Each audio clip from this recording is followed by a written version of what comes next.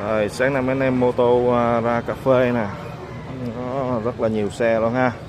rất là nhiều xe đẹp luôn. Chiếc Roadline màu vàng, đây có hai chiếc Roadline nữa, màu đỏ với màu đen, Roadkin màu vàng, em quái vật ba bánh, con breakout